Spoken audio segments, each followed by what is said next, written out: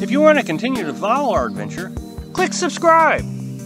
So you don't miss anything, click the bell notification. I got a comment the other day, and I get these comments a lot, and I just don't know what to do about these kind of comments. Folks try to compare living in an RV to living in a stick and brick. For some reason, they have convinced themselves that living in an RV is so much easier than living in a stick and brick.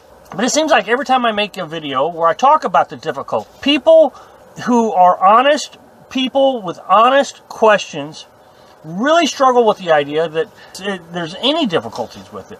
And so I really struggle with the idea that there are people who have convinced themselves that they're going to come out here and have a great time and everything's going to be perfect. And it worries me because what if these folks sell their homes? In order to do this, I've talked about having an emergency fund and being debt-free. Well, to a lot of people, that means selling their home. And if you sell your home, then you have an emergency fund debt-free, but you won't ever have enough money to actually go buy another house if this doesn't work. So the other day, someone suggested to me that I never show you the difficulties of this lifestyle. And boy, I think, man, what more can I possibly do to show you the difficulties of this lifestyle? I show these things all the time. I show them in the video clips inside my videos all the time. I show you generators and water collection and water filtration, but for some reason, apparently that's not enough. So this particular fella said, he wanted me to show him how difficult this lifestyle is because I really don't show it. And that's all I ever talk about is how difficult it is. And then he said, so now I'm going to go out and actually cut the grass and trim the hedges and fix the water sprinkler and, listed off several other things that's very difficult about the house. But what he failed to mention, and this is where it's key, is that when he's finished with all those chores, he's going to go into an air-conditioned house or a heated house. He's going to sit down in front of his TV and have cable TV, or he's going to go down in his woodworking area, his garage, and work on his hobby. So there's a lot of things that when you walk into the house, all of a sudden all these conveniences open up for you that you don't have out here. If you want to go take a shower, you open up the shower curtain, you get into the tub with the water running, the hot and the cold water running, and the water comes down on you. Very convenient, very easy.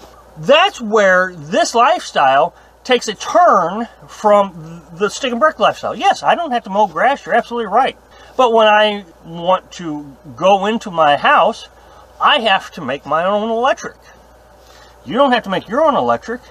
Of course, you pay for it, but I pay for mine too. So let's just assume that the cost equivalence is about the same. But when I come home, I have to start the generator. Has to charge a battery. I have to monitor that charge. I have to make sure that when it's done charging, I shut off the generator. That I convert everything back off the generator onto the inverter, to the battery. So there's a whole sequence of things just to have electric.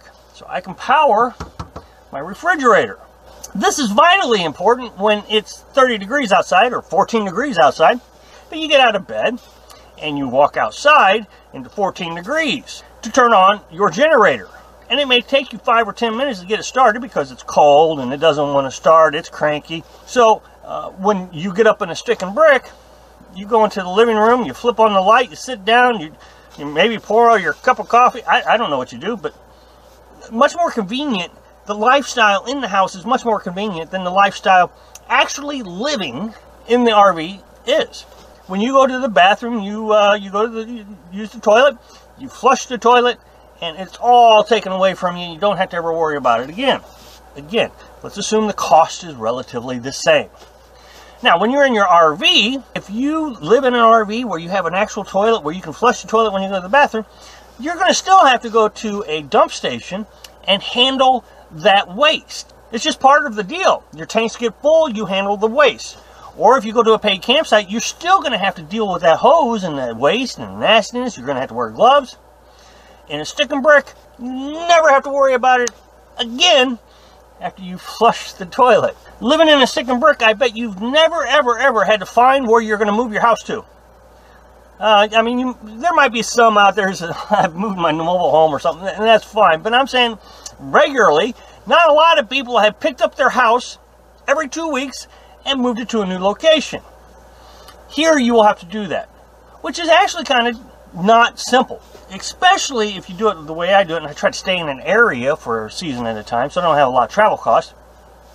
You're constantly looking and researching and trying to figure out resources, which would be water, stores, roads, and then you try to bundle all this up so there's several campgrounds in an area so you can bounce from one to the other if you're going to stay in an area for a season. But even if you're not, you still have to hook up your camper and get ready to move. This is something that you don't have to do in your house. You come home every day, same location, nothing changes. It's very easy. But in a campground, there are rules. You have to follow these rules. So if you wanted to go outside and barbecue, for example, after 10 o'clock with your radio playing or your generator running, then you're not going to be able to do that. And this is really key. If you don't have a battery system, or if you're going to boondock, and you want to run your generator after 10 o'clock, there are a lot of campgrounds that don't allow you to do that. So that means the ranger comes out. Now, how many times has a police officer come to your house just to check on your status? Just to make sure you're okay. Make sure that you are legal. I would say probably not often, unless, of course, you've done something wrong. But if you're not done anything wrong, you're following all the rules, you know you're obeying the law, ranger comes over to your house at 8 o'clock in the morning and knocks on your door, scaring the heck out of you, because they're always loud. I don't know why they got to beat on your door so hard like you're in a very large house. But they do, boy. I mean, they just rap on that door. And they say, "Ranger!" And so then you go to the door and you say, "Hi." He says, "Yeah, I just checking to make sure, I ran your license plate and I need your driver's license and whatever. Just so we know you're here and everything's up and up, whatever." And that's actually happened to me quite a few times. It's happened to me several times in Mississippi. Happened to me in Florida. It's not that I'm trying to make a comparison between stick and brick and RV living. What I'm really trying to do is to get you to understand that RV living isn't as simple as a lot of people seem to think it is, because they don't have to cut grass anymore. No, you don't have to cut grass anymore, but you do have to make your own electric. Thanks for watching. Like if you like the video, and happy travels.